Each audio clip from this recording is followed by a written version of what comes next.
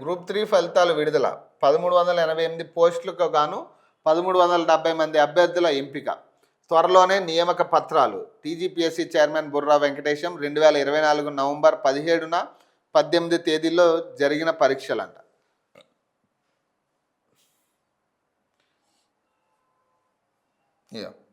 గాంధీ భవన్ వద్ద హైటెన్షన్. ఇందా మనం మాట్లాడుకున్నది. నేషనల్ హెరాల్డ్ కేసును వ్యతిరేకిస్తూ బీజేపీ ఆఫీస్ ముట్టడికి కాంగ్రెస్ యత్నం అంట. అసలు తెలంగాణలో రాహుల్ గాంధీ అవసరం లేదు, మాకు సోనియా గాంధీతో పనిలే. మేము ఇక్కడ ఒక ముఖ్యమంత్రిని పెట్టుకున్నాం, ఎమ్మెల్యేలను పెట్టుకున్నాం, మినిస్టర్లను పెట్టుకున్నాం, ఎంపీలను పెట్టుకున్నాం. మాకు వీళ్ళతో పని. సోనియా గాంధీ నేషనల్ హెరాల్డ్ కేసుకి సంబంధించి ఆమెను ఇబ్బంది పెడుతున్నారని మీరు ఇక్కడ నిరసన చేసేయండి. మాకేం ఉపయోగం, తెలంగాణకి ఏం ఉపయోగం చెప్పాలి ఈ నిరసన వల్ల. ఈ నిరసన వల్ల, నేషనల్ హెరాల్డ్ కేసు నిరసన వల్ల తెలంగాణకు ఉపకారం ఏంది? మీ సోనియా గాంధీని మెప్పించుకోవడానికి, మీ రాహుల్ గాంధీని మెప్పించుకోవడానికి, మీరు ఫోటోలు దిగి వాళ్ళకు వాట్సాప్ చేసుకోవడానికి తప్పితే ఈ నిరసన వల్ల మాకు ఉపకారం ఏం లేదు. పోలీసుల టైం వేస్ట్, మా టైం వేస్ట్ తప్పితే ఉపయోగం ఏం లేదు దీనివల్ల. ఇట్లా ఫ్రంట్ పేజీలో ఫోటోలు వస్తాయని తప్పితే ఈ ఫోటోలు చూసి వాళ్ళు మురిసిపోతారు. అరే తెలంగాణలో మనకి మంచి హడావరి చేసారు మన వాళ్ళందరూ, మనకి సపోర్ట్ చాలా ఉందనుకుంటారు వాళ్ళు. నిజానికి వాళ్ళ వల్ల మాకు ఉపకారం అయితే ఏం లేదు. అండ్ నేషనల్ హెరాల్డ్ కేసు అయిపోయింది, ఇప్పుడు కొట్టేసింది కేసు, అది కొనసాగట్లే. ఇంకా చాలా కేసులు ఉన్నాయి వాళ్ళ మీద. వాటన్నిటికీ నిర్ణయం రావాలి. ఇదొక్క కేసే కాదు కదా. హస్తం పార్టీ ప్రాంగణం వద్ద అడ్డగించి గేటుకు తాళం వేసిన పోలీసులంట. అక్కడే బైఠాయించి మీనాక్షి, పిసిసి చీఫ్ హస్తం నేతల నిరసన.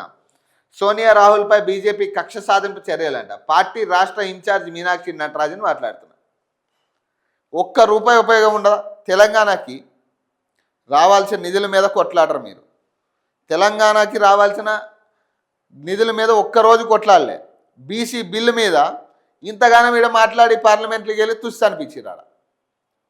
ఒక్క ఎంపీ మాట్లాడలేడా బీసీ బిల్లు మీద?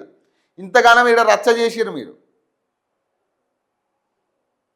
తెలంగాణ రావాల్సిన బడ్జెట్ గురించి మాట్లాడలే మీరు.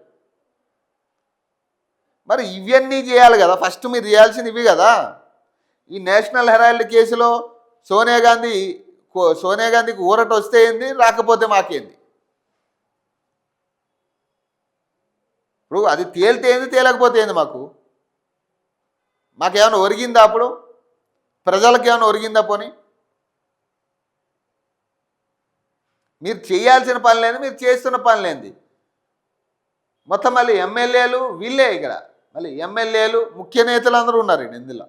మీనాక్షి నటరాజన్, టీపీసీసీ ప్రెసిడెంట్, ఎమ్మెల్యేలు, ఎమ్మెల్సీలు, చైర్మన్లు.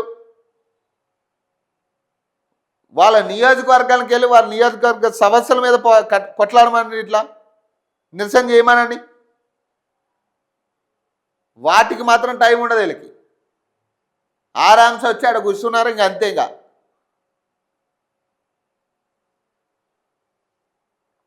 బీజేపీ కాంగ్రెస్ సీక్రెట్ దోస్తానా ఇది. కావాలని డైవర్షన్ చేయడానికి ఇదంతా చేసేది. ఇప్పుడు ఏదైతే ఉపాధి హామీ పథకం పేరు మార్చిరా, దాని గురించి డిస్కషన్ జరగలే నిన్న. మొత్తం ఇదే సబ్జెక్టు. బీజేపీ ఉపాధి హామీ పథకం పేరు మార్చింది. ఇప్పుడు దాని మీద డిస్కషన్ జరగలే. వీళ్ళు ఎమ్మెల్యే అనార్హత వేటుకి సంబంధించి డిస్కషన్ జరగలే. కేవలం డిస్కషన్ అంతా నిన్న ఏం జరిగింది? ఈ ధర్నాలే జరిగింది. హై టెన్షన్ ఇదే జరిగింది. ఇక మొత్తం డైవర్షన్ ఇది.